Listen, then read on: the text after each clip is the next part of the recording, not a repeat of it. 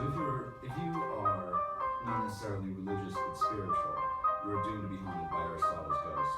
But if you are irreligious, you're doomed to be haunted by Plato's. Alvin, you've taken a fascinating approach to the concept of naturalism, that the substance of reality is only physical, and you use an evolutionary argument. How does that work? Well, first, I would say naturalism is the idea that there isn't any such person as God, or anything like God. So naturalism is stronger than atheism. You could be an atheist without rising full heights or ascending to the full depths of being a naturalist. So if you didn't think there was any such person as God, but you thought there was something like Plato's idea of good, then you would atheist but not a naturalist. And my argument is against naturalism.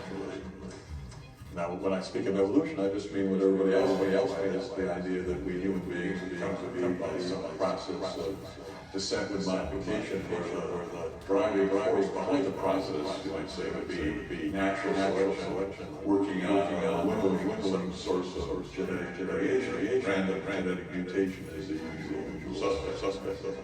And what I think in that case is I don't think we can sensibly believe these two things together.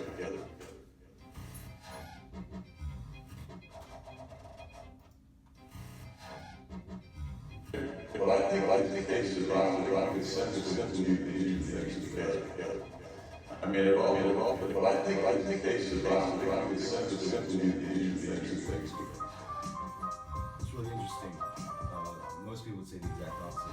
Why do you think differently? This argument has to do with the reliability of your cognitive faculties. So what is it that causes their behavior? Well, what causes their behavior in a sort of cosmic sense will be their neurology, the states in which their brain.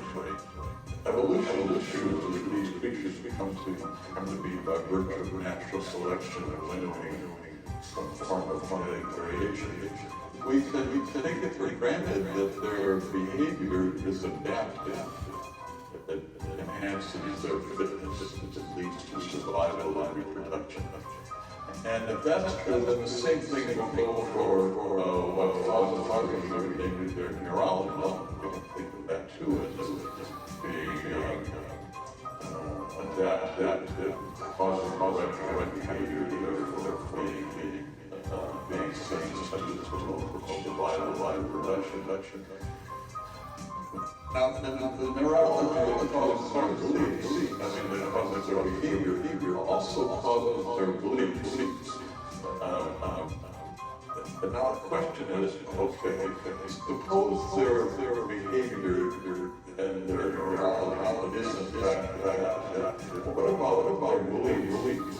Well, I think you can see it doesn't matter about these beliefs. It's the neurology causes the right behavior and behavior. What they believe makes no difference. What they believe makes no difference. But doesn't the naturally inclined evolutionary process lead to true beliefs by adaptation? That's a question. Why should that be true? What behaviors are adaptive, neurology is creation is also adaptive.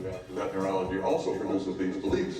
But as long as the behavior and neurology are adaptive, what does it matter whether the beliefs are true or false? It makes no difference to the adaptive behavior and an adaptive causes of behavior, say neurology. It doesn't give a hoot about whether your beliefs are true or false. You can believe whatever you want as far as natural selection goes, as long as you behave in the right way.